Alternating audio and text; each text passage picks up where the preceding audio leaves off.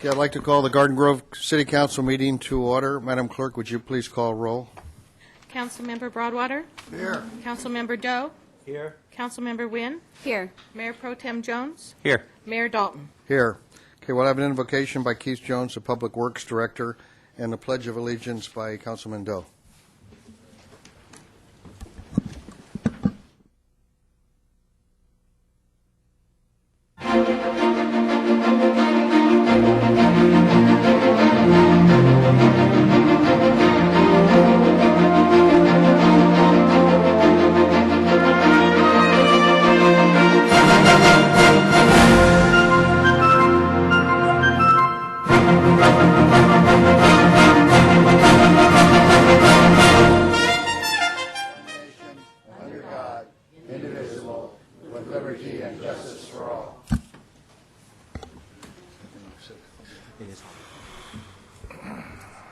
Okay, I see we have some presentations. Yes, we do, Mr. Mayor, and I'd like Keith Jones to make the presentation this evening. Thank you, Mr. Fertel. Mr. Mayor, members of the City Council, this evening the Garden Grove City Council is proud to recognize the outstanding efforts of a special group of dedicated volunteers in Garden Grove. As members of the Community Emergency Response Team, or CERT, their support efforts during the November 2008 fires deserve recognition. Will the following CERT members, Van Vu, Pablo Avina, Steve Blakesley, Peggy Ferguson, and Don Thorpe, please come forward. Also, if any of the CERT team members are present tonight, would you please stand now to be recognized?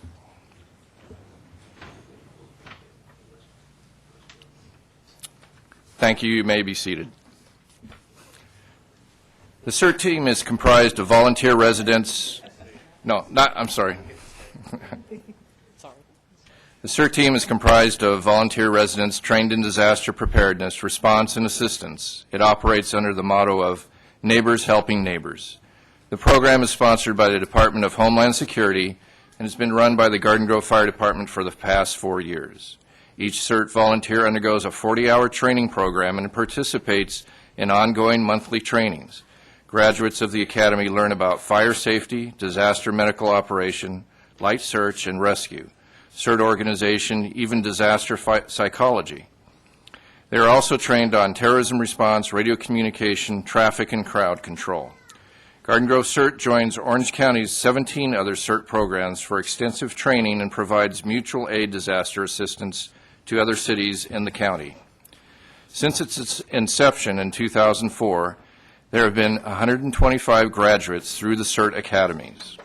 From Sunday, November 16, 2008, through Friday, November 21, 2008, the CERT team was called out to the Freeway Complex fire. In response, 33 Garden Grove CERT members volunteered for the 12-hour shifts, more than any other city. Their efforts included providing traffic control, coordinating the release of working fire crews, and coordinating support activities for all the participating fire personnel. The Freeway Complex fire burned over 30,000 acres and affected both Orange and Riverside counties.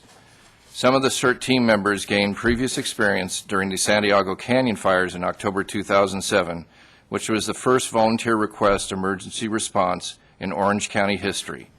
Each time, Garden Grove CERTs responded quickly and courageously. Without the volunteer efforts of the CERT team, first responders from fire and police would be stretched dangerously thin. The CERT team operates as a supplement to the valiant efforts of the first responders. Van, Pablo, Steve, Peggy, and Don, at this time the Mayor and the City Council would like to present you with certificates of recognition for your selfless acts at a time of regional crisis. Your gifts of time and expertise add to the value of the community. The City of Garden Grove thanks you and continues to confidently place its trust in your very capable hands. Let's give them a round of applause.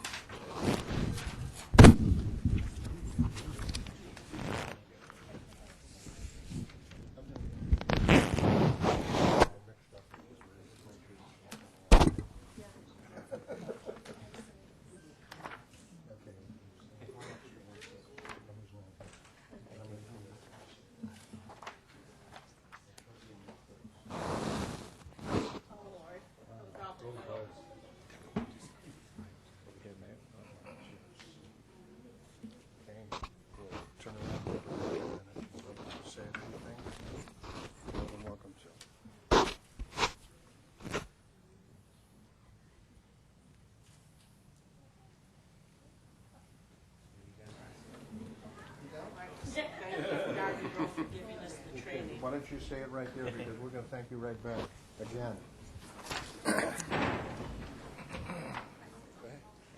I just wanted to say thank you for Garden Grove for providing the training for us for the CERT and providing the equipment and everything that we need to help. Thank you. One of the things that, just to bring to your attention, that I've observed as I've been on deployment and talked to CERT members from other cities, and we'd get around to talking about quality of training, length of training, the follow-up, and without a doubt, Garden Grove's probably got one of the best, if not the best, organization in Orange County, Southern California. So I appreciate the support you give them. Thank you. Real quick, I'd just like to say thank you very much for the opportunity to participate in a community activity such as CERT, and I'm very honored and very humbled for the nomination and the acceptance of this certificate. Thank you very much. Thank you very much. And you know, each one of you said something about what Garden Grove did for you, but really it's what you've done for Garden Grove. And we appreciate the effort, the work, the availability, and you know how difficult it is. A lot of people really don't understand, you know, when you're at the fires or you're doing something, or there's a police catastrophe that something has to be handled, you have to guard a scene, or you have to direct traffic, or you have to do any number of things. It's the effort that you put forth, and I'll tell you, we have the finest fire department and police department in the nation. And I'm not taking anything away from our public works and all of our departments, because everybody has the same philosophy. Everybody's taught customer safety, customer service, and citizen safety, and you're working parts of that, and you make us look good. And thank you very much for everything you do for us.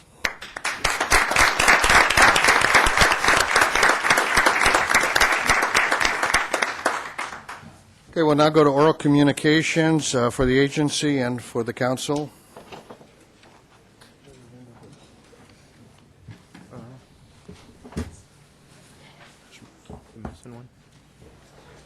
Mary Ann Greenfelder. Do I speak from here? No, right up here where the microphone is. We want to be able to hear you. We want everybody to hear you. Okay, let me see.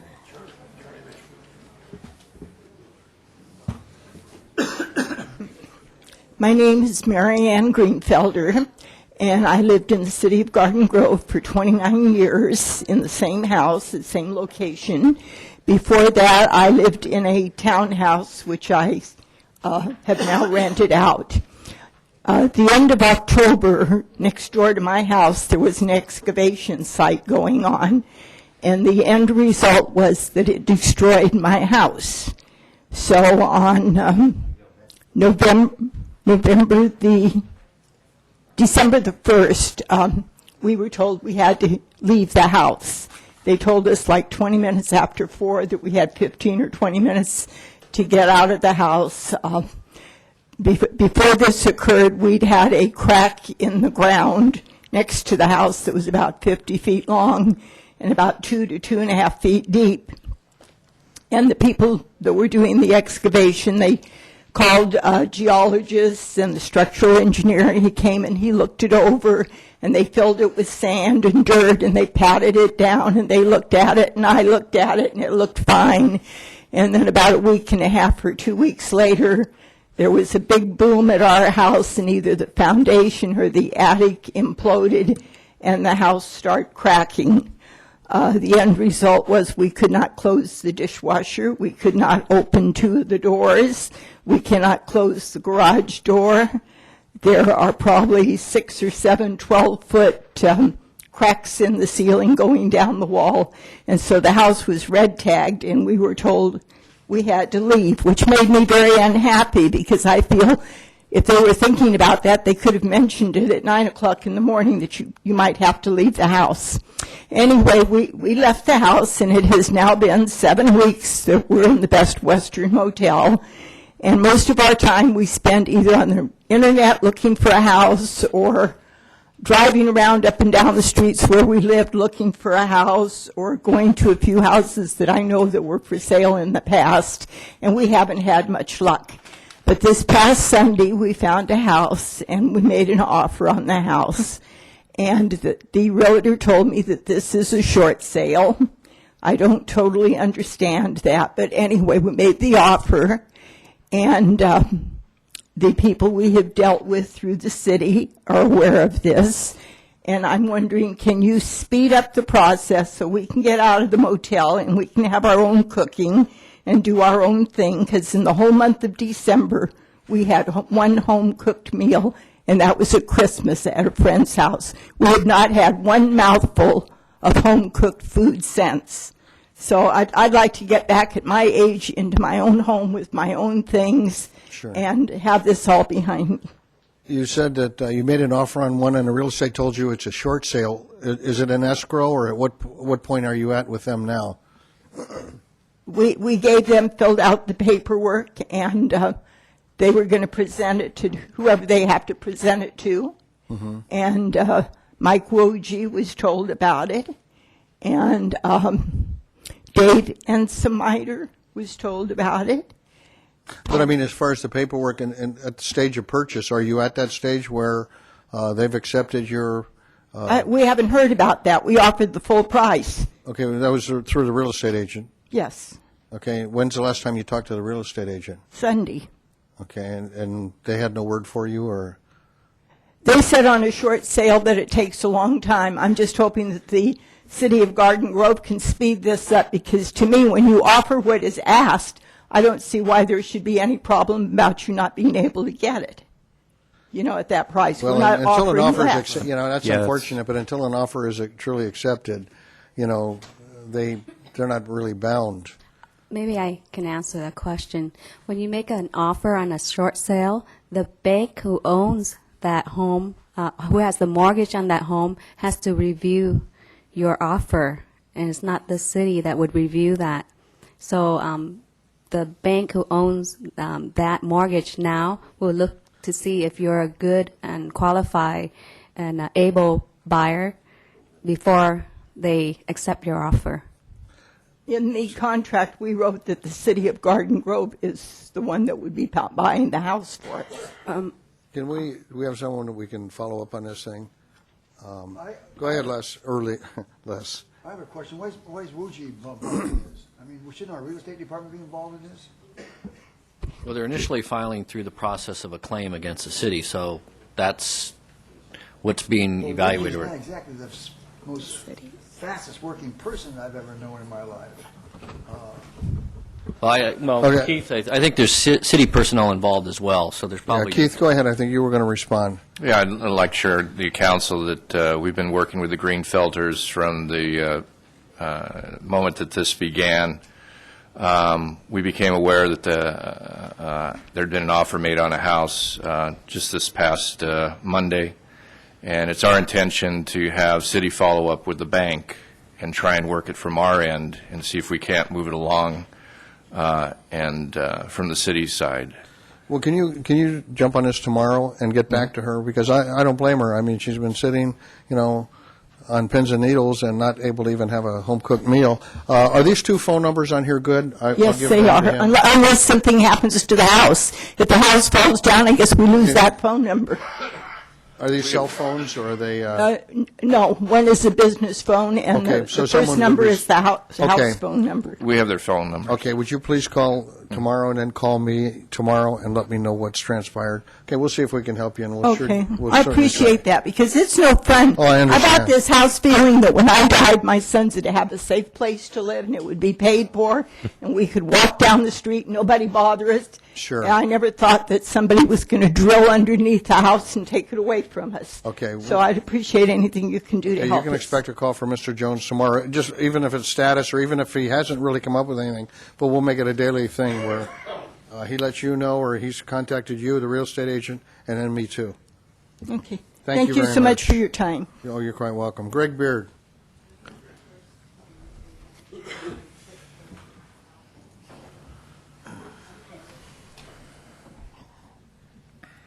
Good evening, Mayor, City Council staff, neighbors behind me. I think I'm going to beat a dead horse again. Let me start with the Montessori school over on the west end of town. I have a CUP in front of me that states that the employees are supposed to park on the Montessori school parking lot. That's not happening. They're parking in the streets in the neighborhood. The alleyway, once the church gets going, is going to be removed, and I can understand at that point in time, they're going to need a place to park. I can deal with that. Every day, I can't. Several of my neighbors would have liked to make it down here tonight as well, and both of the CUPs for the church and the school, all lighting structures shall be placed as to confine direct rays to the subject property. All exterior lights shall be reviewed for approval by the city planning section. Lighting adjacent to the residential property shall be restricted to low decorative type wall-mounted lights. If you turn the page, you go back into the CUP a little bit farther, it says that they're not supposed to be a nuisance. Now, Andrew, Steve, I don't know if you guys made it by there or not. Did. I happened to notice that the code enforcement did make it by, and since then, we've had one light on. So I'm sure after we get a final on the church, we're going to go back to all lights. Clearly states in the CUP that it's not supposed to be a nuisance to the surrounding neighborhood, and if you guys saw it like we've been seeing it, kind of looks like Anaheim Stadium in our neighborhood. We don't appreciate it. The other thing is the whole process that went down on this whole thing with the church and the Montessori school about the computer glitch. We've already addressed that. We're hoping that you guys will continue to keep us in the loop. After talking with some of the planners, I know that the city's kind of changed their way of how we're doing things now by asking for air quality management certificates and things like that for the asbestos. The other thing is that the new driveway's in on Laurelton for the church. And as a contractor, if I was to leave a mess on city property, boy, they'd throw the book at me. I really wish we would send some public works people over there to go and look, as now that we've dug out the sprinkler lines all the way around Laurelton and down Bailey, all the dirt's laying in the gutters. So that's all washing down in the storm drains. All the concrete from the concrete driveway being poured is all laying in the gutter. If I did that, there'd be some huge fines to pay. Okay? So we got lighting issues on both the church and the school. We've got continual parking problems. We had a mass there this Sunday. I came out Saturday morning on a work day. All three sides of Eastgate Park were full. The bowling alley was full. They were on our street. So 63 spots, I don't think we're going to be able to park that congregation in that church. The best is still to come because everybody's going to want to come check out the new church. Okay? Again, we've taken that 5 pounds of you-know-what or 10 pounds of you-know-what and tried to put it in a 5-pound bucket. Okay? The comment that you made about discrimination was very uncalled for. And I'll tell you what, there's a lot of upset people in my neighborhood with you, Mr. Broadwater. That was an uncalled comment, and the bickering that went on as we walked out the door, remember that this plays continually for a few days after the meeting. I think you got some apologizing to do. Real quick, I'll leave you with, I hope that I don't have to keep coming down here because you guys all kind of look at us like you're on mute. I never do hear back when we come in here complaining, sharing our views with you. We never hear what transpires. It's almost like somebody took the remote control and put you on mute. Thank you. Thank you. Bob Owens.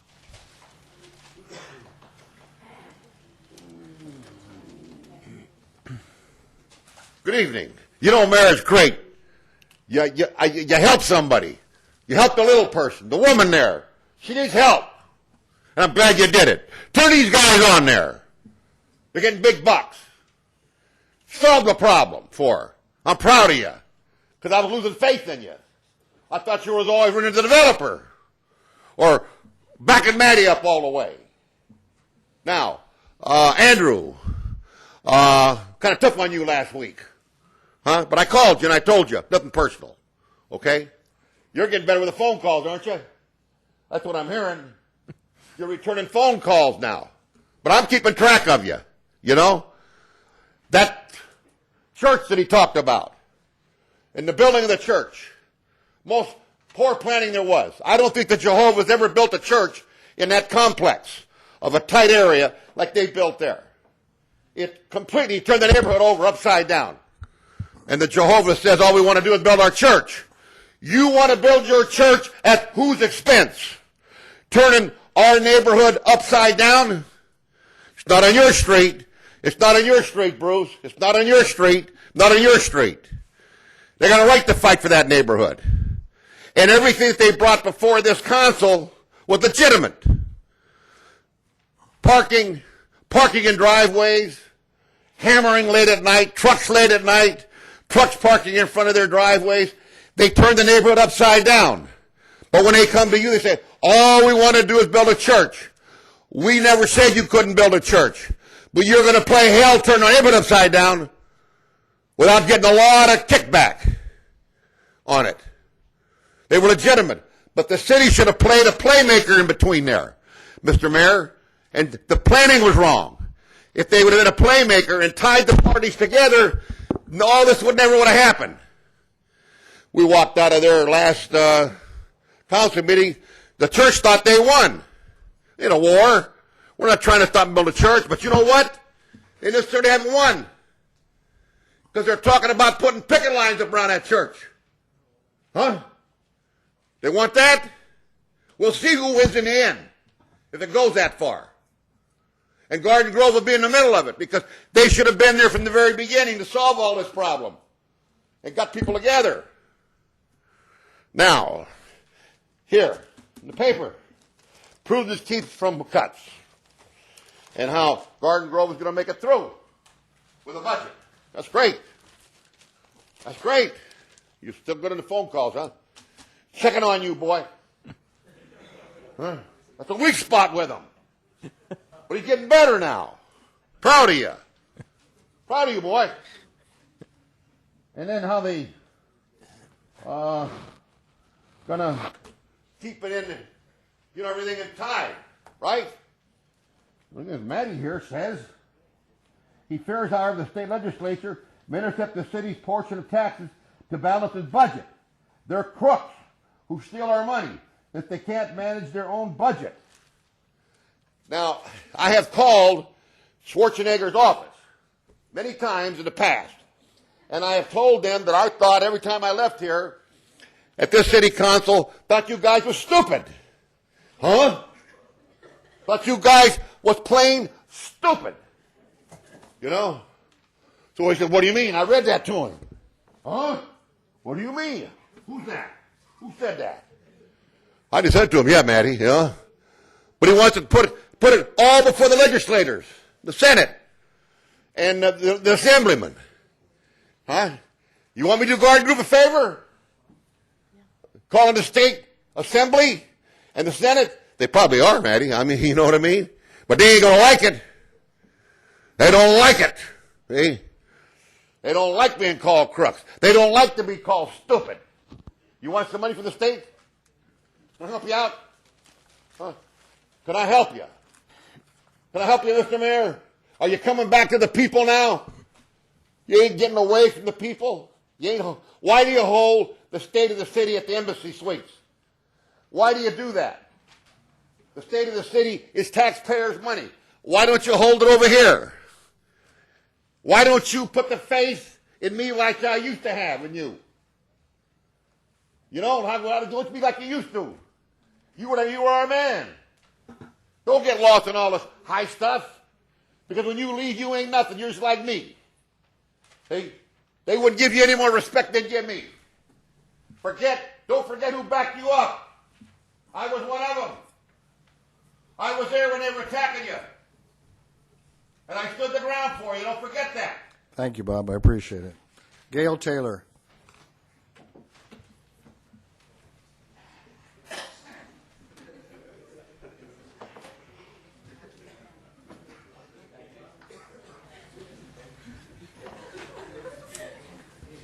Good evening. I'm Gail Taylor. I coordinate Americana, Cypress College's major fundraiser, and I think most of you know about that. I know Mr. Broadwater's been there, and I know Bill Dalton has been there in the past. And I'd like to talk a little bit about our 34th event, which is February 28th, 2009, in the Grand Ballroom of the Disneyland Hotel, where we've been for many, many years.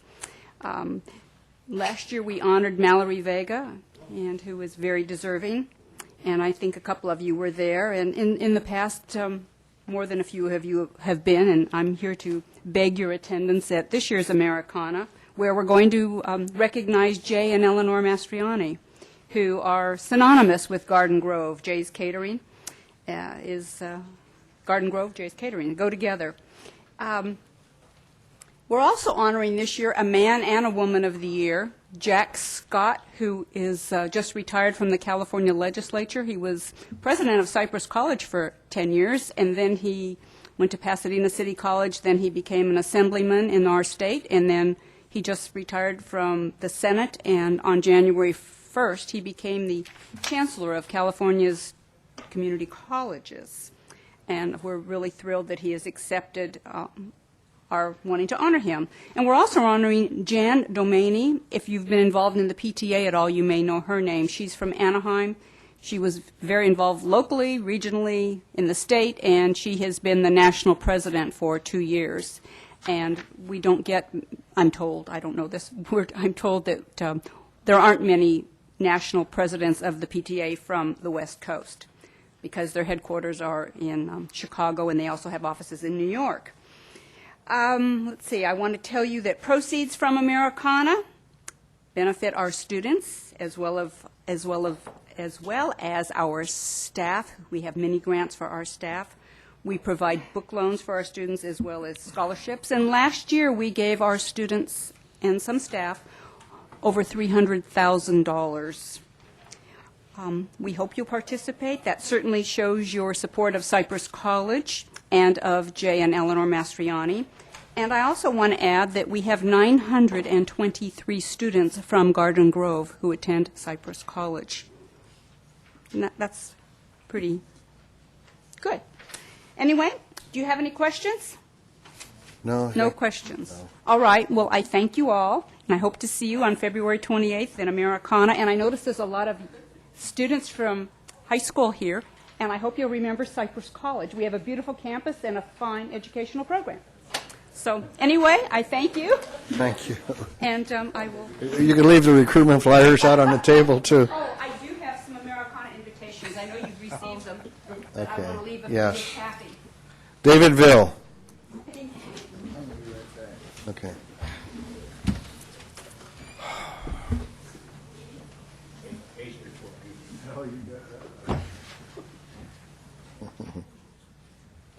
Evening, Mayor, City Council. My name is David Ville. I'm the president of the Garden Grove chapter of AARP. And on behalf of our chapter and of AARP, thanks to all of the candidates that did run for office, and congratulations to the three of you that naturally won. And, of course, my hat's off to Steve Jones, because, as you know, he got the most votes, and it seems as though he went after the senior vote, which was good. We were happy that he did do this, and I noticed that he had a picture of Larry Callahan and Teresa Callahan. They are members, and believe it or not, they stopped me and asked me why I haven't been up here speaking about the fireworks for the last 4 council meetings, and I try to tell them, I think that I'm kind of told it all, and if they don't have it now, then I don't know what more I can say. Also, since we have a new board of directors, for me to come up here and talk about this issue has to be brought up again. It has to be voted on by our board of directors, and has to be brought to our general membership, and this has to be voted on. I mean, we have a procedure just the same as all of the others have procedures. So hopefully, reaching out to our seniors will not end with this last election, because this is why I am here. I wish to make it clear that our chapter does not endorse candidates, and the reason I say that is because the picture of one of our members here with Steve Jones might indicate that we do. We do not endorse any candidates that are running. We do endorse issues. The issue that concerned our members was the issue regarding fireworks. And those of you that have stopped me in the stores, and asked me why I haven't been bringing this up, I'm bringing this up now and letting you know why I cannot come up here and talk about this unless it comes before our board of directors. And also, Larry, I know that you're watching with this because you're one of the people that said, hey, how come you haven't been talking about this? Well, I know that Larry and Teresa, by the way, Larry, I think, broke a hip, and so, and by the way, he said that he knows you since, I guess, forever. I guess he's lived in Garden Grove for over 40 years, so much older than what you are. So anyway, the whole purpose of ARP, I want to make this very clear. The whole purpose of ARP is to help our seniors age with dignity, self-respect, and purpose. And we try to help all the seniors that we can, and they can bring issues to our chapter, and we will listen, and we will give them a voice if we can. And I, like this lady that just came up over here, she's obviously a senior. A lot of our seniors, believe it or not, are hurting. They have difficulty with their health, and we provide programs that deal with health, and we try to help our seniors in any way that we can. And I know that the police, the firemen, the fire marshals, 29 Orange County cities, Orange County Grand Jury agree with our chapter of ARP that uncontrolled fireworks, and this is what we're really talking about. We're not talking about fireworks that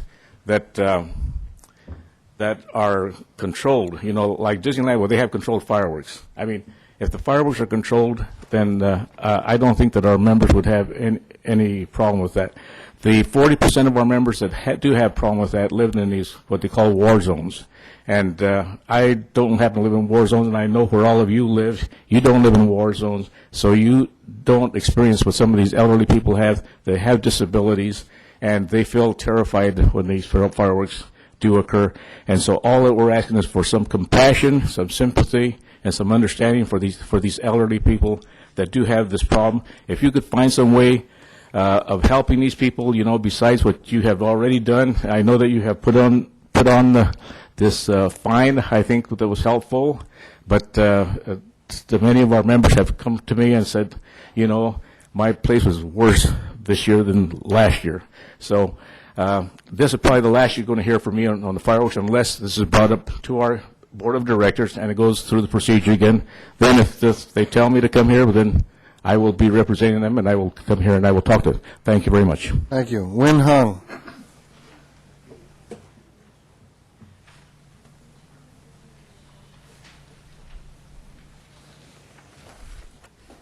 Well, my name is Wayne Hung, and I had a long arm because I come from Orange City, not here in Garden Grove. Anyway, we heard on bad news. I come here for good news for the city. Good evening, Mayor and honor council member. And first of all, a Happy New Year. And secondarily, congratulations to Mayor Steve and newcomer Andrew Doe. And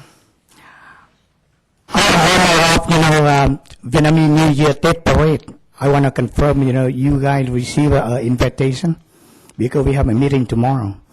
And then we would like to know you do the same thing last year, right on, expensive a fire truck.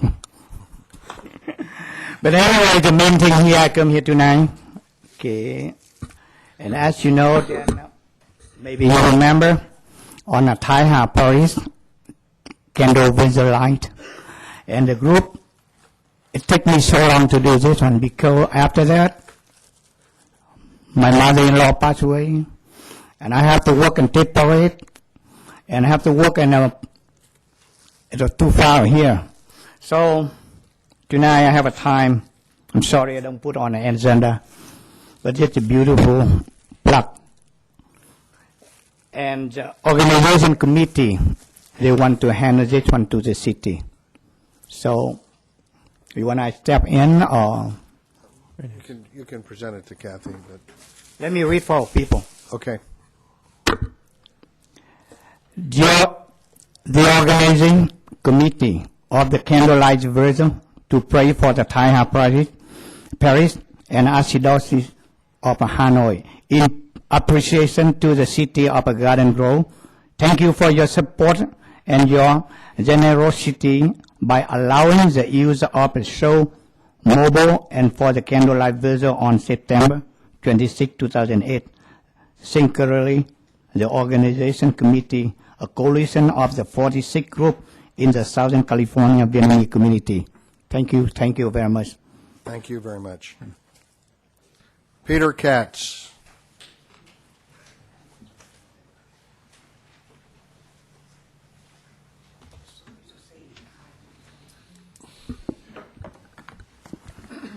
Good evening, council, staff. I'm Peter Katz, the new president of the Garden Grove Downtown Business Association. And tonight I want to talk a little bit about the economy. But first I want to tell you a little story. It starts with a little girl asking her mother where she came from. Her mother said a long time ago there was a man named Adam, and he lived in the Garden of Eden, and he was very lonely. And so God created Eve, and together they made a wonderful child. And ever since, every mother and father got together in the Garden of Eden and created someone special just like you. And so she looked at her daughter, and she saw this puzzled look on her daughter's face, and she asked her what was wrong. And she said, but Daddy said we evolved from apes, and we evolved into humans through an evolutionary process. Why would he say that if it's not true? And mother looked at her daughter and said, oh, honey, it is true. He was just talking about his side of the family. So on that note, the moral of this story is no matter what our points of view, we must come together for our child. Our child is the city of Garden Grove. And we lived in troubled times today, and the economy is on a down skid. So my olive branch to you is to work together to recreate something special downtown for our residents and our future residents. We have time to get it right. We must blend tourism, sales tax revenue, entertainment, pride, and history. We urge Garden Grove residents to adopt the city's Buy in Garden Grove program. Please shop and eat in Garden Grove. Local businesses are the heart and soul of a troubled economy. We invite you to come down and visit Main Street, shop in our stores, eat in our restaurants. We soon will have a new Seven Seas seafood restaurant joining our other fine eateries. Doug's Downtown Grill, the Azteca Mexican restaurant, Main Street Pizza, the Abba Jabba Coffee House, Slackett's Market and Deli, Louis on Main, and the Main Street Cafe. And for menus, you can visit our website and stay tuned for a second taste of Main Street. Our website is mainstreetgardengrove.com. And I'll close with this reminder. We're going to start losing a lot of population in the state of California. For the first time in California's history, we'll be losing a member in the House of Representatives due to declining population. So it is very important that we get together, preserve our businesses, and shop local. So I urge you once again to please buy and shop in Garden Grove and take a look at the flyer that the city put out to remind you of that. So patronize our businesses. Thank you. Thank you. Rod Powell. Okay, Happy New Year. My name is Rod Powell, and I wanted to mention, first off, I meant to mention last time I was here about Yawkey. You mentioned it, and I appreciate that since I'd forgotten. I used to live on Yawkey Street. I lived there about 18 years ago, almost 20 years ago. That's been a bad place to come out of onto Garden Grove Boulevard for that long. I mean, it's just amazing that it's taken this long, and now 2 people dying, getting killed. That we're finally maybe going to, I assume maybe we're moving forward to do something about that. But that's a real dangerous place coming out there, and it's so far from Magnolia. It's just too far. Nobody wants to walk all the way to Magnolia. Most people will just risk their life and go across the street right there. So, just letting you know. I watched the Channel 3 news. I was eating dinner just a little while ago, and they had a story about the 10 Korean students coming over here, and then they had another story about Vietnamese food somewhere, all the different places. I thought it's pretty cool that we're becoming a culturally diverse city, and now it's showing up on the news. I wanted to express those things first before I get into what I wanted to talk about the most, which was fireworks issue. Davidville maybe won't talk about it anymore, but I think it's something that's not to be forgotten. I don't know how many of you have read the grand jury report. There was a grand jury report, and from what I hear, some people think that you think, as a council, some of the council think that it was slanted. Slanted means that it was written from a different opinion than yours, I guess. So I don't think it was slanted at all. It's just whatever my opinion would be on fireworks.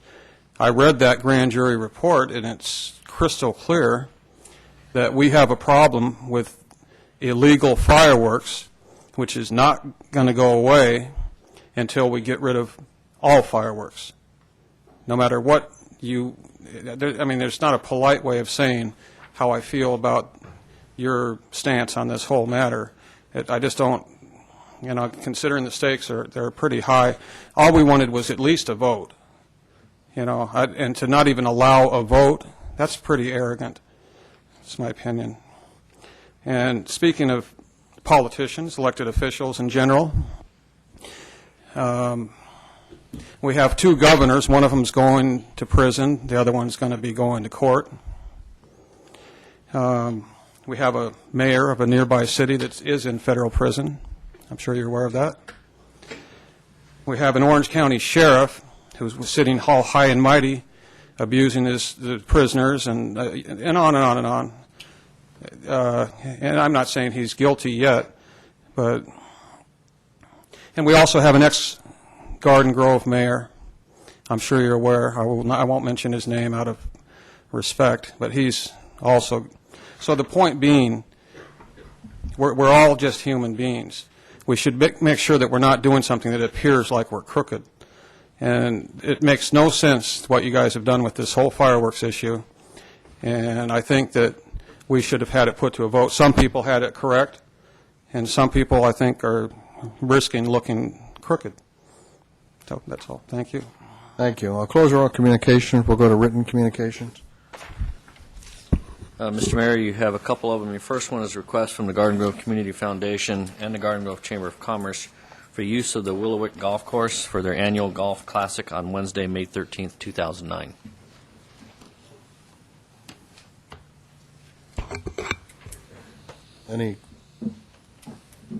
Well, it's for a good cause, and I'll certainly move that we grant that request. Second. Okay, I have a motion and a second. Call for the vote. Motion received, 5 yes votes. Okay, 3B is a request from Orange County Vector Control District to appoint a Garden Grove representative to their Board of Trustees. I'd like to nominate Sheldon Singer for the 4-year term. Second. A motion and a second. Call for the vote. Motion received, 5 yes votes. Okay, I'll recess the council and we'll go to the agency.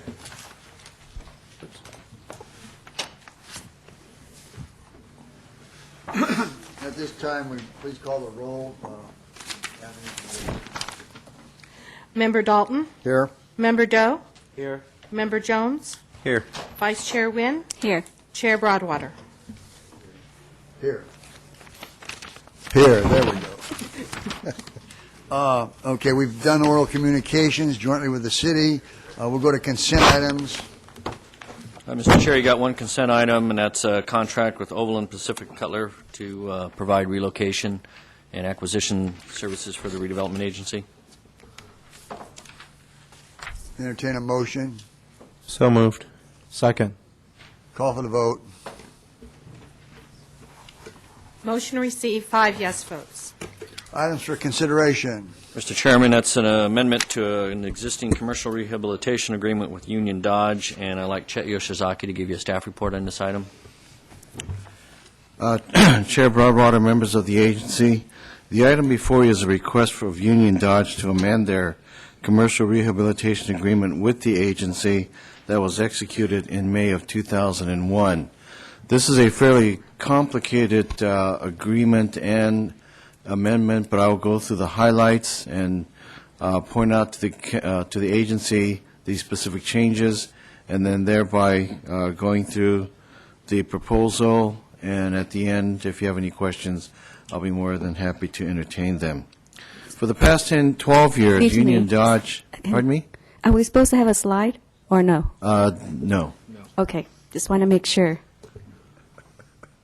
For the past 12 years, Union Dodge has been operating the Dodge dealership at 9898 Trask Avenue.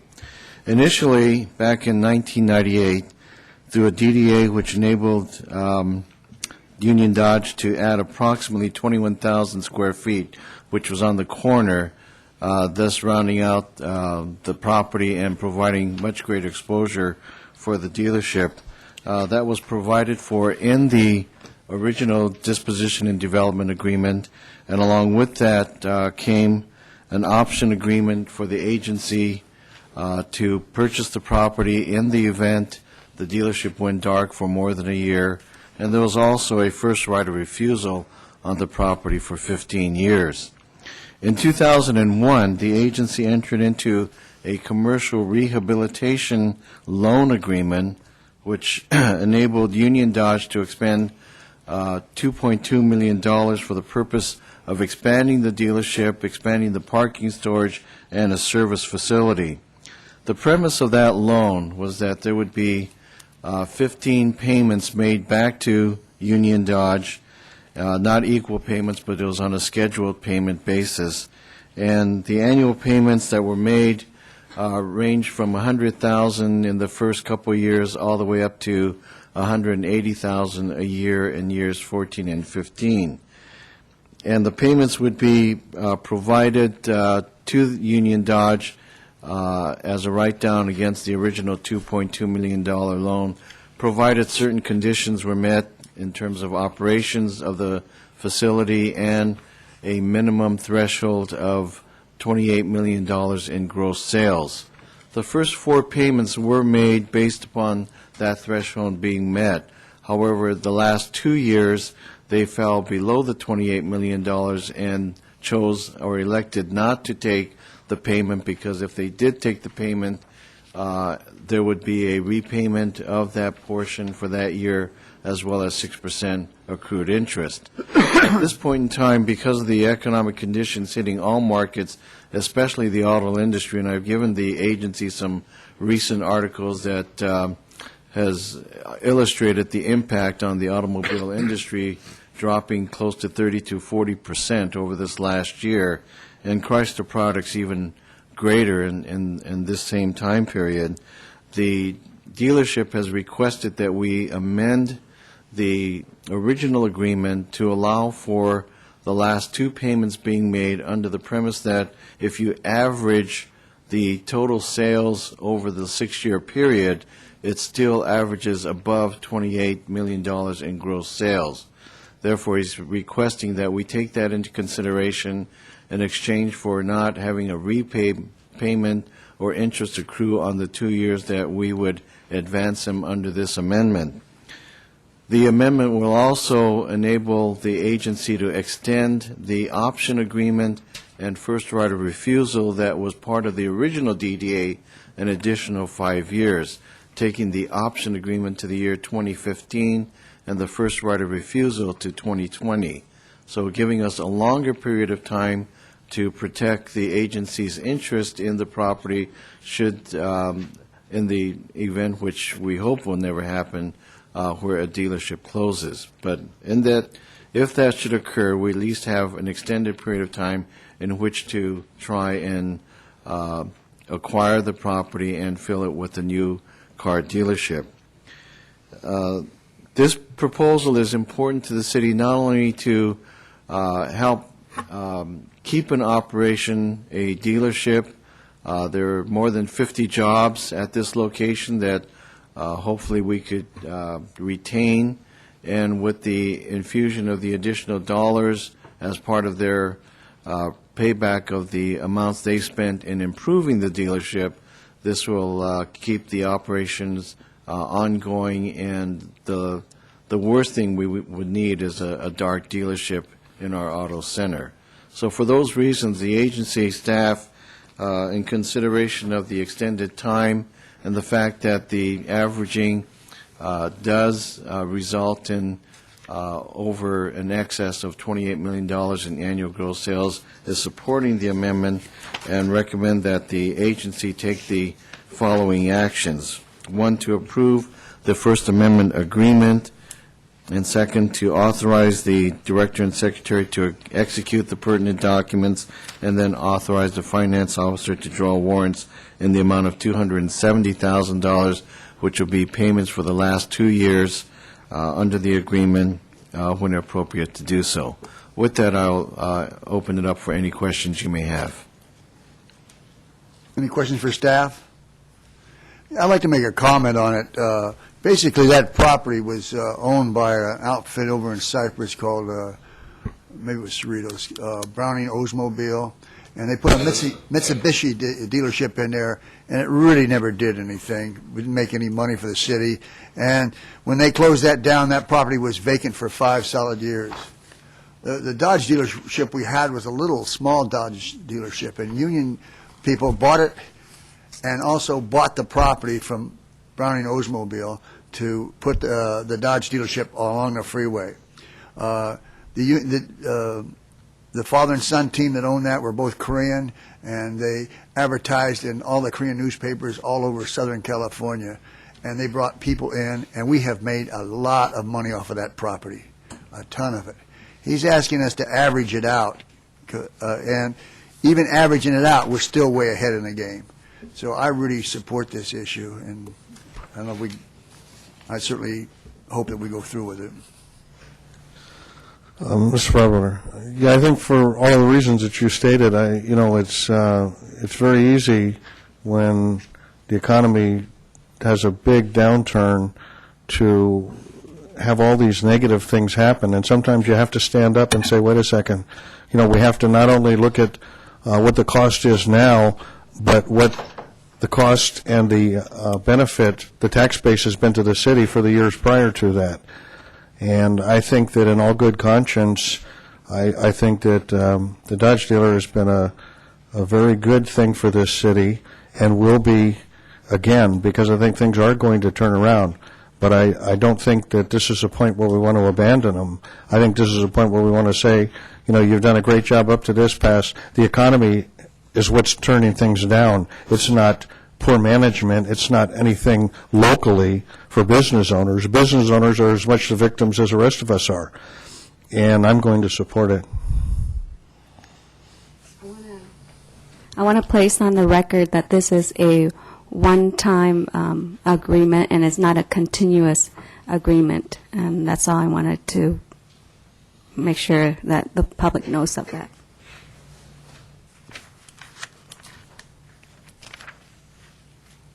If there's no other I move comments, the I'd like to move approval of the proposed amendment. We have a motion to approve. Okay. Second. We have a second. Call for the vote. Councilmember Doe? Motion received, 5 yes votes.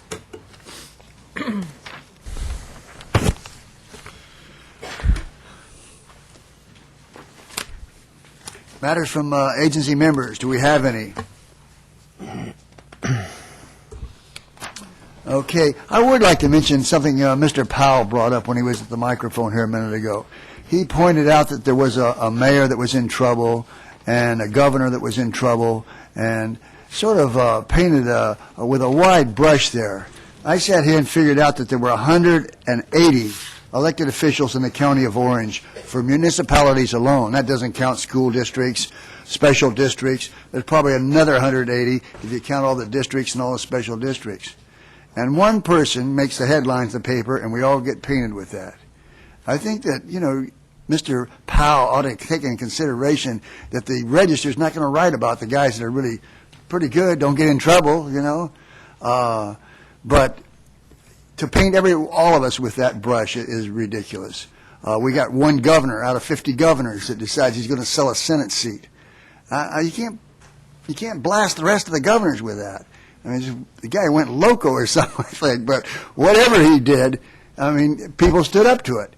I just think that, you got to really be cautious about painting with such a wide brush. Anyway, we're going to recess this. We have 2 closed session items, and we will, on dealing with real estate negotiations, and we will go over those and bring them back if any action is taken on them.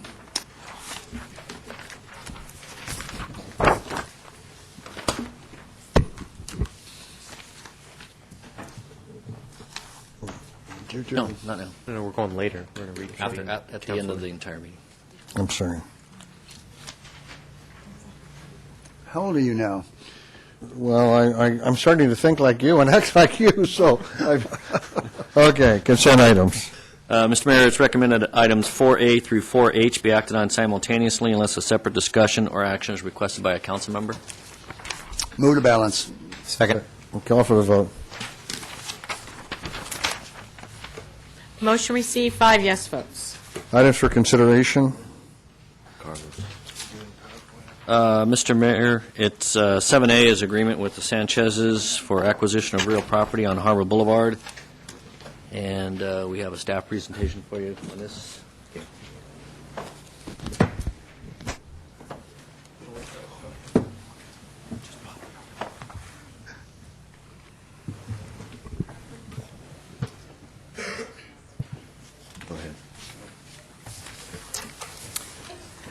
Mayor Dalton, members of the City Council, the item before you for consideration is the acquisition of real property located at 12401 Harbor Boulevard, owned by Jose and Darlene Sanchez, for the purposes of replacing Fire Station Number 6 to a new site on Harbor Boulevard. The current Fire Station Number 6 is located at 12111 Chapman Avenue between West Street and Harbor Boulevard. The property was acquired in the 1960s and was a converted single-family residence that has served as a fire station. The proposed Fire Station Number 6 will be located on the western side of Harbor Boulevard between Lamson Avenue and Trentry Avenue. The importance of replacing Fire Station Number 6 to Harbor Boulevard is twofold. Let's get it going. Let me show you.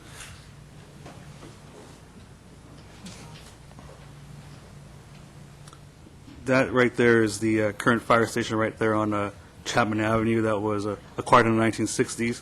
The structure there was renovated, relocated to the current site, and houses just one fire engine.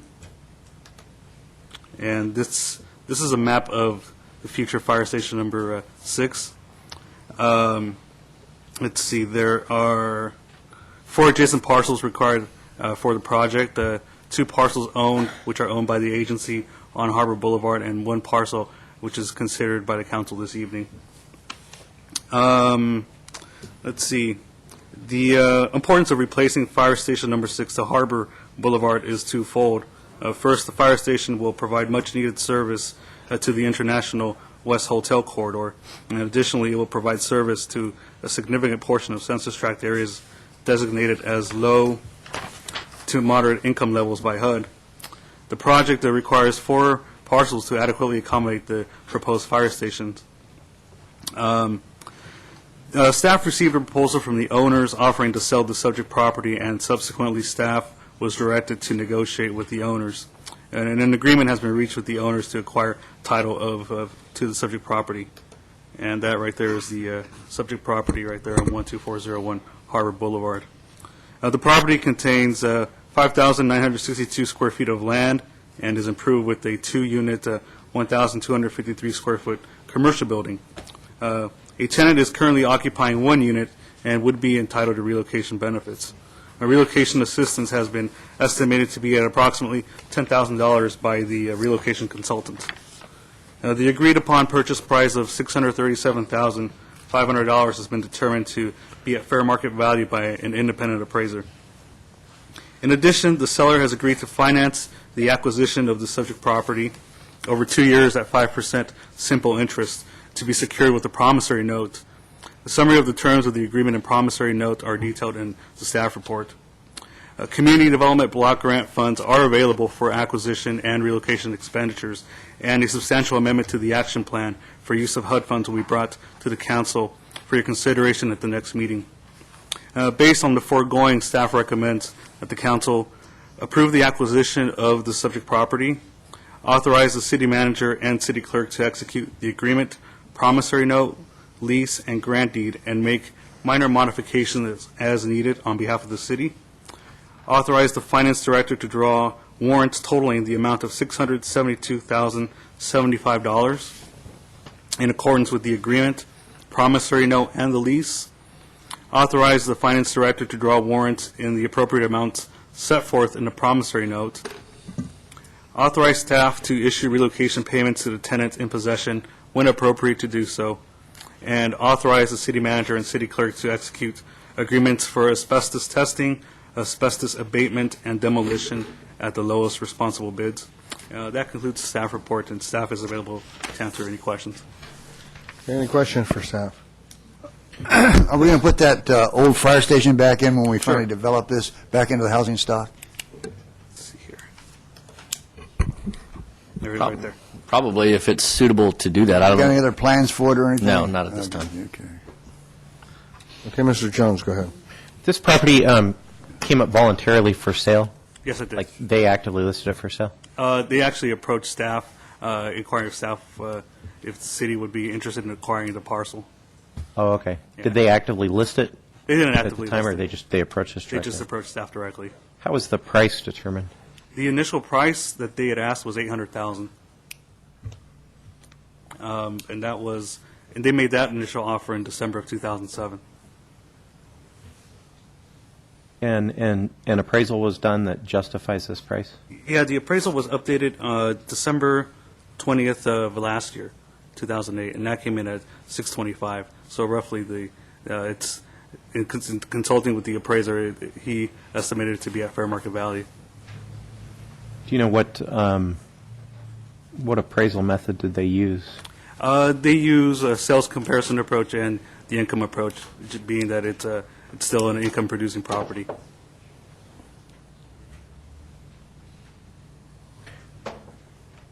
Were there relevant comparables then in the area that justified that price, or do you know? The comparables that were used were selected ranging from about 2 miles to 8 miles. Unfortunately, the way the market has been a little stagnant, so he had to use a wider set of comparables. He actually used somewhere about 9 or 10 comparables to make his final decision.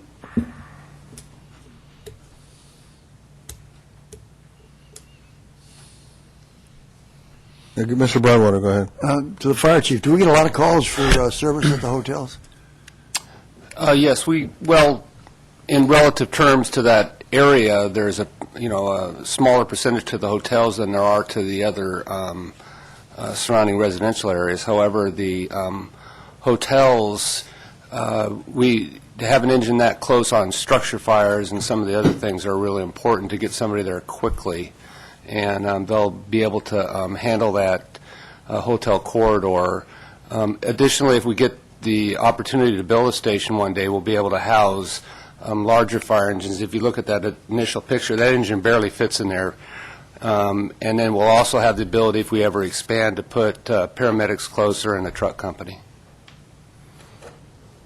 I mean, the amount of business we get out of hotels is nothing compared to what we get out of the old fire station motel, is it?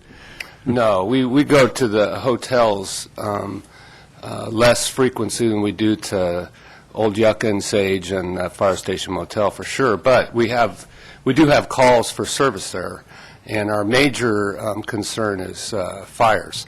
And with high-rise, you get there quick. Sprinkles will keep them in check, and if we can get somebody in the building quickly and get them those fires under control, then we'll avert the large spread fires that you see in some places.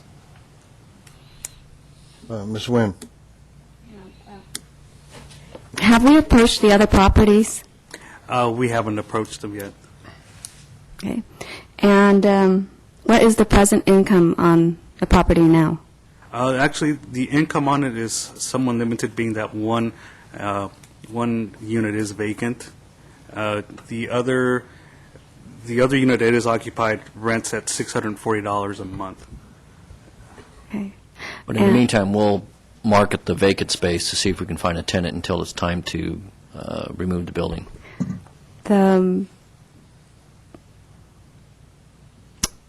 The appraisal, when did you say it was done? The last update on it was on December 20th of last year. 2008? 2008, yes. Okay, and that was 625. Yeah, 625. And do we plan to approach the other properties soon? Pending the outcome of today's decision, we will make efforts to contact the property owners and conduct appraisals. The approval of this parcel does allow the city and staff flexibility in going either north or going south in either direction. The other properties, if we were to acquire this one, it will set a precedence for the price for the other property, correct? The other properties, however, are single-family residences, so they'll be significantly lower than this one, being that this is a commercial property. The adjacent parcels? Yeah, the other adjacent parcels are single-family residences. And and you said we need a total of 4 parcels. Correct. 2 of which are owned by the agency, the third being this one, and then subsequently an additional parcel. Okay, thank you. I have a question for the chief.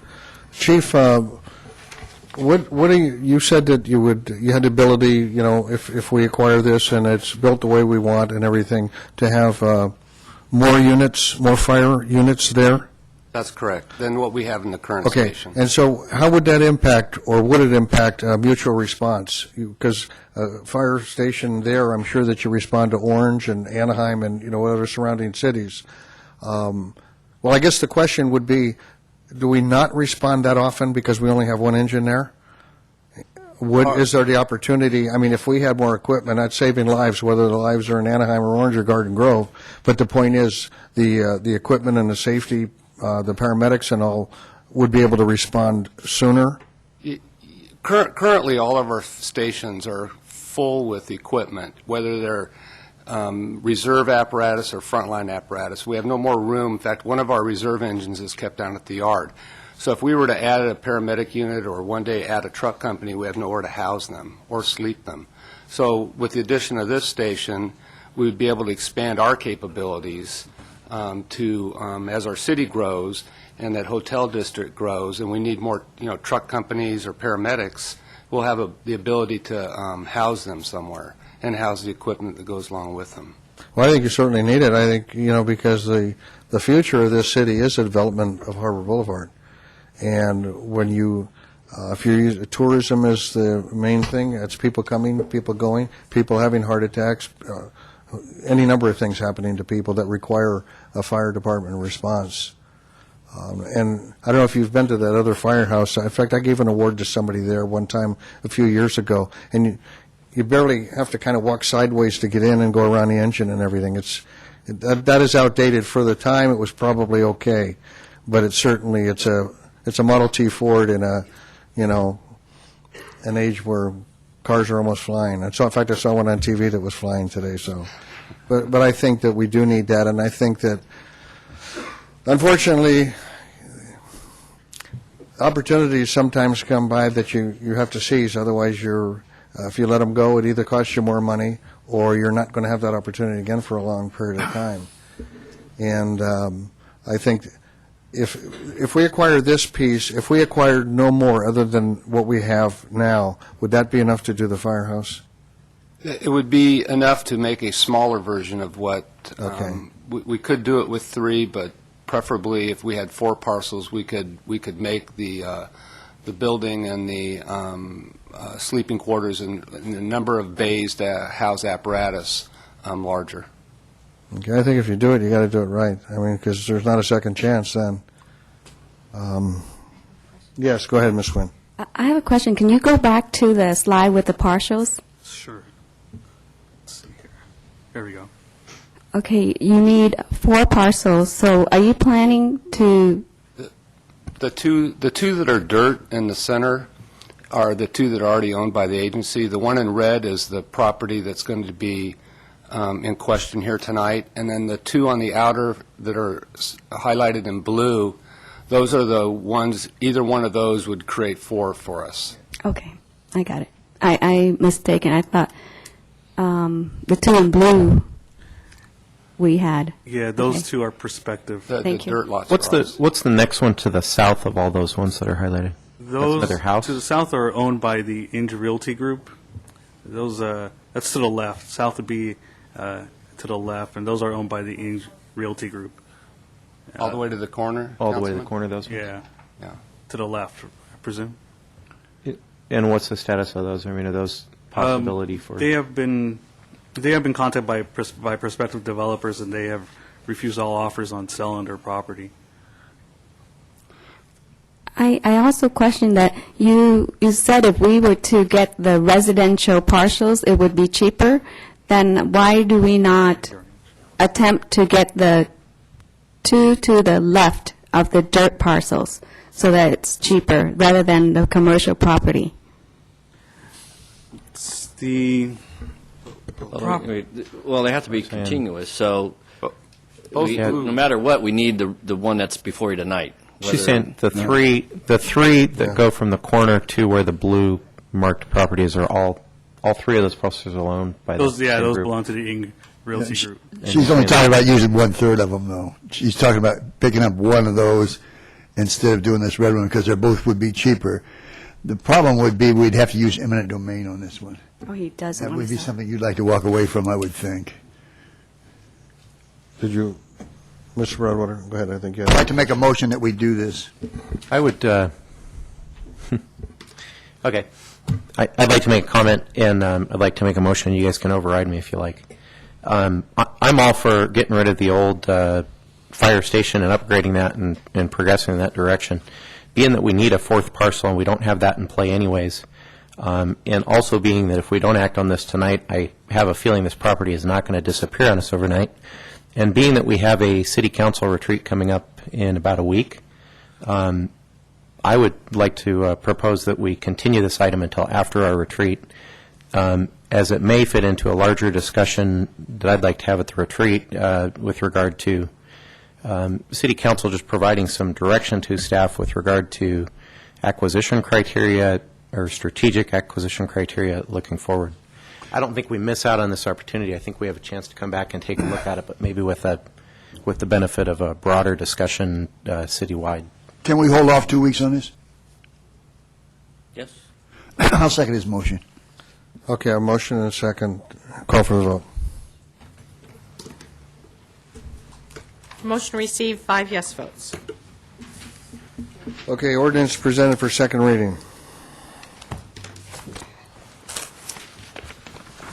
Mr. Mayor, you have ordinance number 2739, an ordinance of the City Council of the City of Garden Grove approving amendment number A-144-08, amendment to the Plan Unit Development Number PUD 10796 to allow a children's learning center subject to the approval of a conditional use permit. Yes, Mr. Dell. Yes, question for staff. Was a CUP already approved for this project? Yes, it was done at the time it went to the Planning Commission. And the CUP that was approved, does it contain the hours of operations and number of staff, the detail as far as how this business was going to be operated? There are several conditions relative to the operation of this, including hours of operation. I don't know if we have a copy of that, or... I do. It would regulate hours of operation, the number of students, administrative offices. There's some information in there about parking. Kind of the standard things that we look for in a conditional use permit, with the goal being that the use would not be intrusive to the other uses in the building or to other uses in the PUD. The reason I'm bringing this issue up on the CUP, and I know we're not here for that, is for the amendment to the PUD, the Plan Unit Development, is there is a proliferation of learning centers. There's kind of a broad generic term to cover businesses like test prep places, tutorial center, college prep services, or math and science centers. Now, those businesses bring in children of different ages. And what we have encountered in the past is sometimes they would rent out one unit in a bigger commercial property. So the students of varied ages would come to these businesses and would share in the bathroom facilities with really, we don't know who in the building would use those facilities. And sometimes you have children who are dropped off by parents, and you would have a lot of students, a lot of school-age kids being at these businesses, and then their number outnumber the number of staff that would be required to kind of keep an eye on their whereabouts at all times. And so sometimes you would have kids that go to these businesses, and then if they need to use the bathroom, they have to go down this long hallway to the end, kind of unsupervised, and there's no way to account where they went. And we also have seen that sometimes parents would be late in picking up these students because they're dropped off and then they stay there for hours to do their studies, to take their standardized test, or to be tutored on the subject that they have problems with. And so sometimes they would stay after hours and you would just stay outside of that business waiting for their parents to pick up. We have seen that situation happen in unincorporated areas of the county. And from experience, I've known of one such facility. And what alerted me to ask these questions was, in that one case, we ended up having to prosecute one of the business owners in that complex for a sex crime involving minors. And so that brings to mind is now when we allow these businesses, to cater to children and school-age children, and we allow them to share space in a commercial property, are we taking adequate steps to make sure that the level of staffing is adequate protection for the children are there? Because they are going to be mixing the use with adults, basically, unsupervised. Where is this property? This is on Trask, Between near Magnolia. Magnolia, right near the freeway off-ramp. I mean, it's the sale of the property is 637. Oh, no, we're on to another item. I'm lost. This is the ordinance for second reading. The Okay, Learning Center. 8A, right? And wasn't I on 8A? I think I was. Well, yeah, but it's not in the... Sure it is. 8A is under the council agenda? 8A is the second reading of the You're ordinance. looking at the... It says 8A right here. What am I looking at? Yellow, red tag? Yeah. Okay, and I'm looking at a property at 9140 Trask Avenue, correct? Yes, 9140, correct. Maybe I was looking at the wrong property. Okay. You're okay under 8A in the red. Well, how big is this property? It's a little over 6 acres, and it includes it's a PUD, and it includes the In-N-Out Burger, the Chateau Brodard restaurant, I think it's Maze Restaurant, and then an office building. And the office building, the second floor is Great Reunions. That's the sign you see on the outside of the building. And then the first floor had a dental office and an attorney's. And I think this is replacing the dental office. Is there a requirement, or is it spelled out, how many adults supervision-wise per children, a number of children, and how many adults also are required? That is included in the CUP. One of the concerns we've had is the code, the way that it's currently written, addresses educational institutions for youth, for children, which is public or private schools, and training for adults. But this is kind of an in-between category. It's just the demand has come up over the last 5 years or so significantly for a Sylvan or Kumon type learning center. So we've been dealing with them sort of on a case-by-case basis, but what we want to do is amend the code. They're allowed primarily in our commercial zones, so that we can more specifically regulate some of the concerns Councilmember Doe had. And we've also had problems where they've occupied spaces, they've occupied basements when you can't have students in basement areas. We've had building abatement issues with them. The demand is just really high. We're not sure how much. Sometimes it's they're operating as daycare where they're not supposed to be really preschools, rather than tutoring centers. So and there's a lot of these requests out there. So the goal for us is to amend our code and be much more specific about what the requirements are and have CUPs so that we can really regulate some of the concerns that we have. There are lots of concerns. It could be the occupancy of the building. It could be the number of the students. It could be the safety of the students. It could be the loitering and the parking. The just potential when you have that many students in an office space and you're mixing uses can cause some concerns. Okay, how does this property and this instance that we had before us come into play with what you're saying?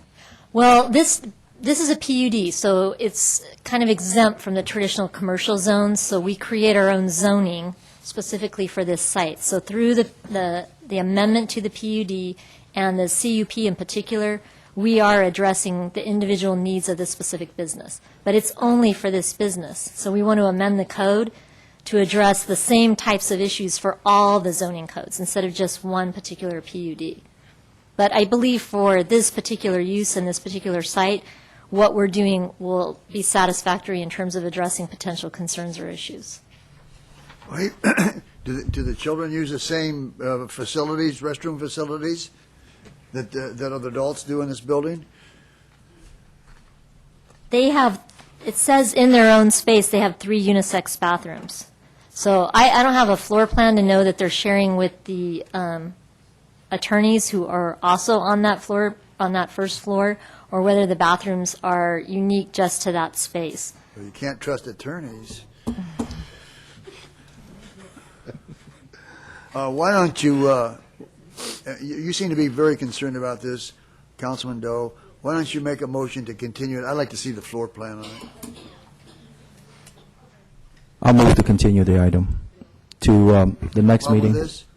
No, we can provide you the floor plan plus the copy of the CUP, so you know exactly what was considered by the Planning Commission along with the floor plan. And meeting minutes and all that kind of stuff from the Planning Commission. I'll second the motion. Yeah, because you're right. Just- If it is a concern, it is a problem, and not just this specific one. Right. You do have to deal with it. And going forward, we need to be clear on if we are going to allow this type of business to operate, that somehow the protection of our children has to be assured, meaning that there has to be maybe a restroom facility on site, in their control and not out in the public arena. Okay, good. Okay, we have a motion second, call for the vote.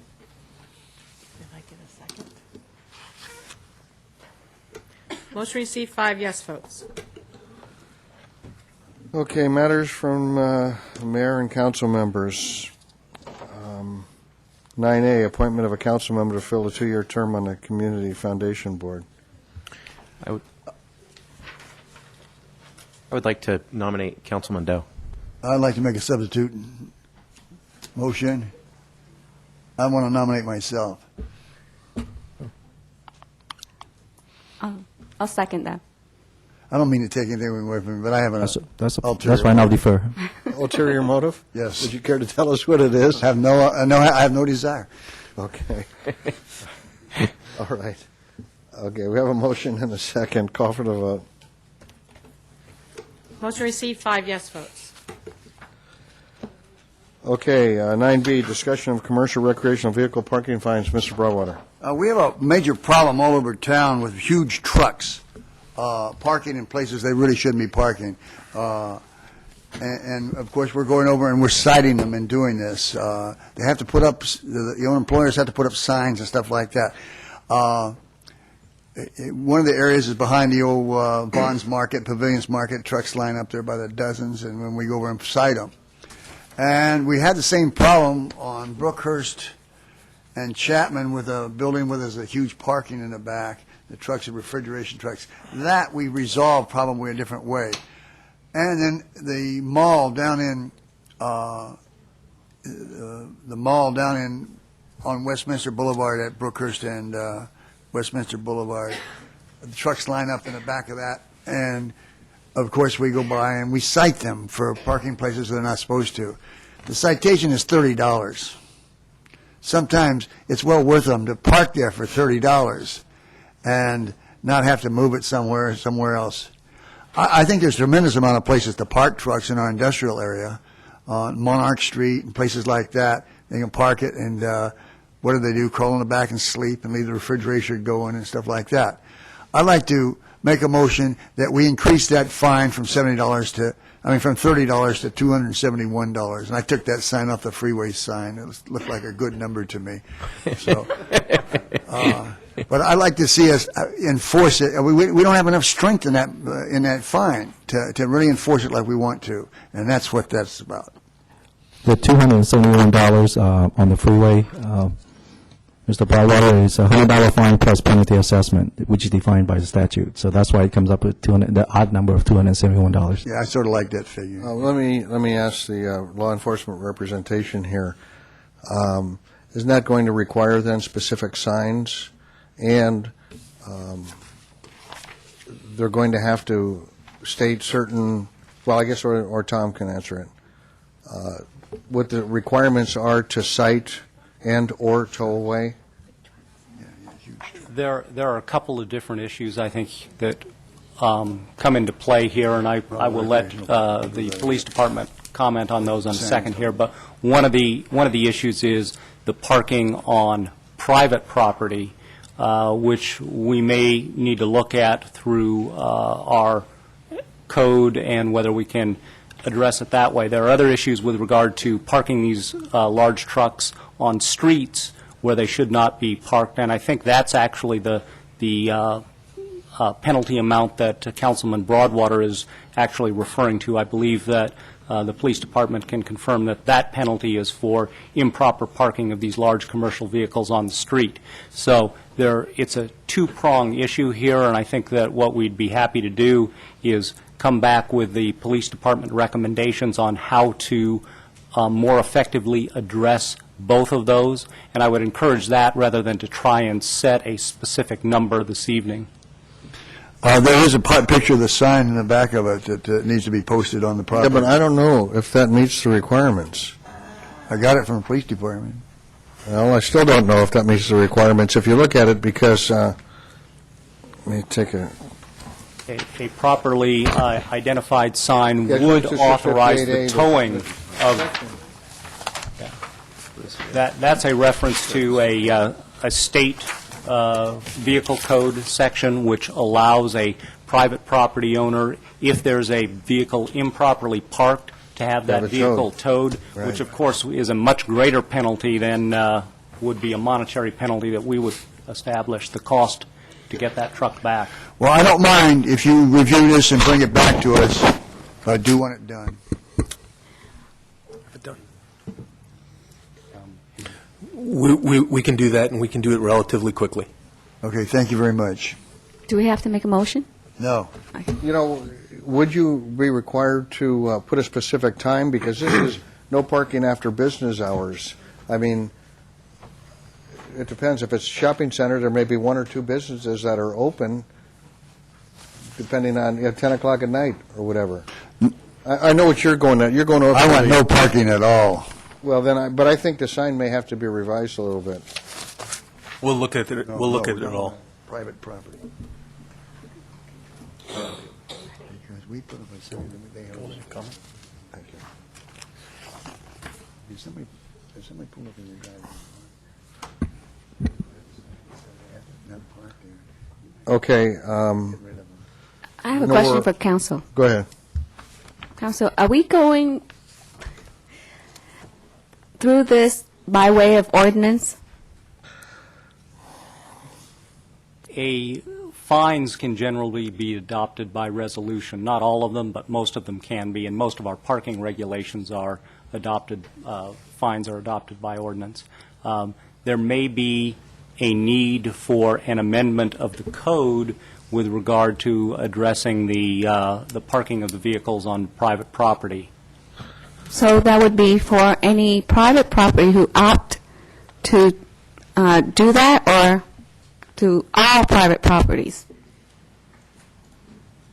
We will have to look at the options on that to see if we're simply trying to enforce that existing vehicle code section under state law, which authorizes the private property owners to remove it. You know, it puts it basically in the private property owner's hands. You know, another problem that you may have, too, is that, say, Target has a delivery, and there's a semi, and the guy gets in at 5 or 6 o'clock. They're probably not going to care if he parks there. In fact, they probably want him there so they can unload when somebody gets there. You know, there's a lot of bases that have to be covered. All Target has to do is not put the sign up. I mean, basically, this is a request that has been made on the part of landowners, that they don't want those trucks there. Well, I don't have any problem with it. I'm just saying that you have to determine which stores are willing to allow it if it's their companies or their delivery service or whatever. And the ones that don't, right. Once it's posted, then whatever action has to be taken will be taken. Okay. Okay, with that, I'll go around, even though we're going to go to a closed session, but I'll go around and see if there's anything. I know you have some advice or some news. Oh, yeah, I got a couple of things I want to mention.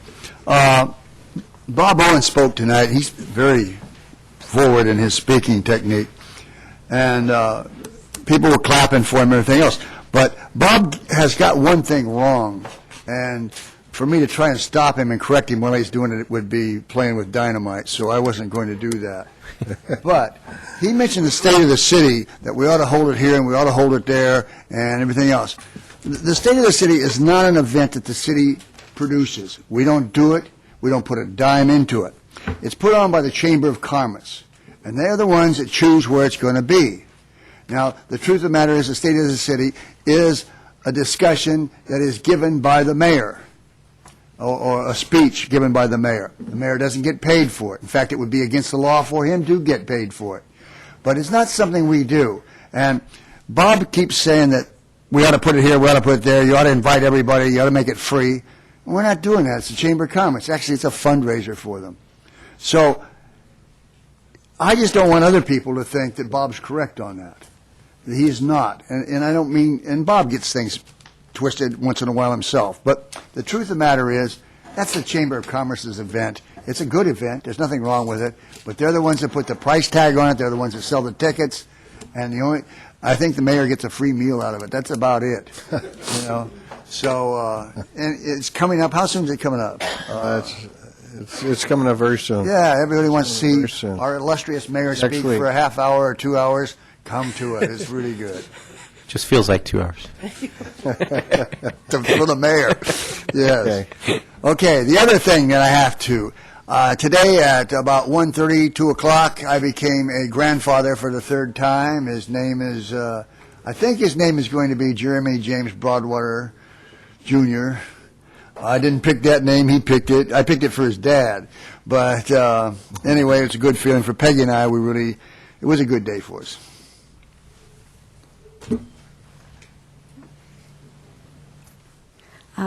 First, I want to remind everyone in Garden Grove to shop local, especially if you're buying a car. That's where Garden Grove gets most of the money, is the car dealers, and also from the hotels. So we know we have Easter coming up and Valentine's. If you're planning a trip, a special trip for your family or your loved ones, please try to make it local. Stay in one of the Garden Grove's hotel and go to our local beaches, or maybe Disneyland, and spend money in Garden Grove.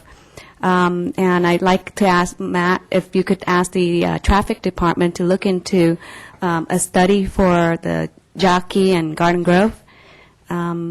Also, we haven't decided on commissioners for the different commissions yet.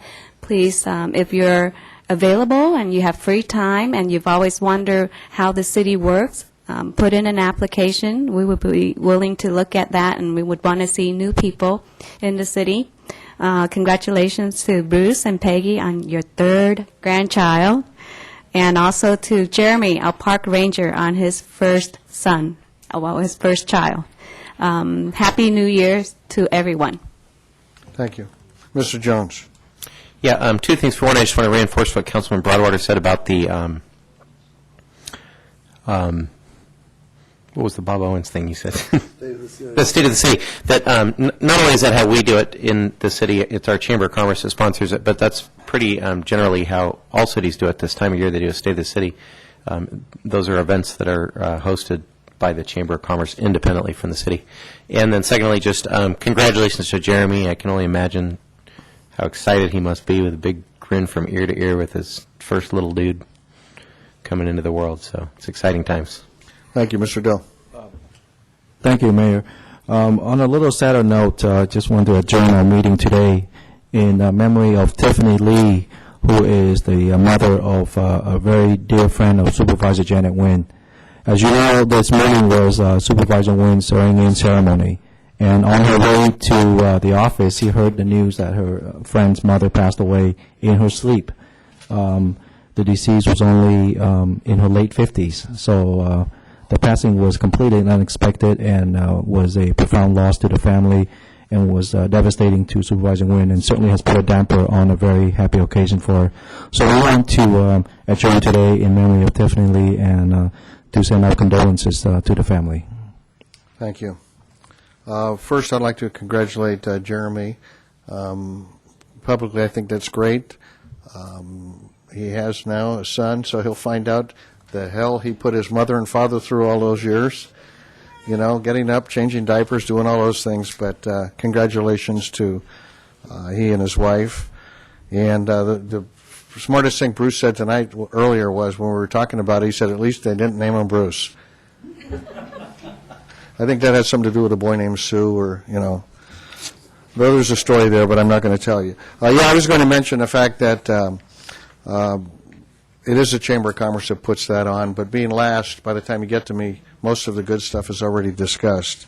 A couple things, though, I want to talk about. One of the things, and we've mentioned it before, is the old Vons building. Everybody wants something in there. They want a Trader Joe's. They want this. They want that. We don't own that building. We don't own the old Costco building. They're privately owned. Hopefully, the owners of them would like to speed things up and get people in there. And believe me, we try and jab them and encourage them and see if we can assist a little bit too. But if they're vacant, they're vacant. Just like Big Lots closed up. And the reason Big Lots closed is because the owner of the shopping center, their lease ran out, and according to them, he wanted to raise it sufficiently, and they didn't feel it was good business. So we didn't lose them. You know, that's one of the perils of the private sector. One other thing, too, that people always have a misconception about, Bruce was the brunt of it for many years, and I've been a brunt of it now for a few years, too, is when somebody doesn't get appointed to a commission, they say, well, you didn't do that. Well, as the mayor, you only have a certain number of appointments. The way the process is that the mayor can nominate. No one else can. So technically, if Mr. Broadwater came to me and said, I want so-and-so and so-and-so and so-and-so, and I'd say no, he couldn't publicly say, well, I'd like to nominate him, because he can't. But I think what we try to do is give each person their appointments.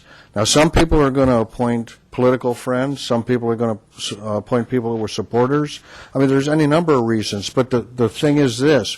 Each person on this council is able to make recommendations that I'm going to ultimately nominate. So if someone doesn't get back on, and what happens is obviously with Mr. Doe now, he's new on the council. Well, he has the appointments he wants to make. Now, somebody that's on one of the commissions that may have been appointed by the person whose place he took, they're not going to get reappointed. I mean, I had one person come and stand up the last time around and say, I fired him. I never fired him. He was appointed by a person who was on the council, and when his term expired, so did that appointment. And, I mean, I wasn't really required to say, well, I have to live up to what everybody else. I mean, everybody, you know, there's different reasons. And Some of them you may not like, but there are different reasons, the reason people appoint. Anyway, so that's going to come up in a few weeks, and some people will probably be happy. Some people will think, well, gee, I'm being replaced, and they will be replaced, but it's not because they didn't do a good job. It's because other people come into the arena that have the appointments that they're able to make for whatever reason they want to.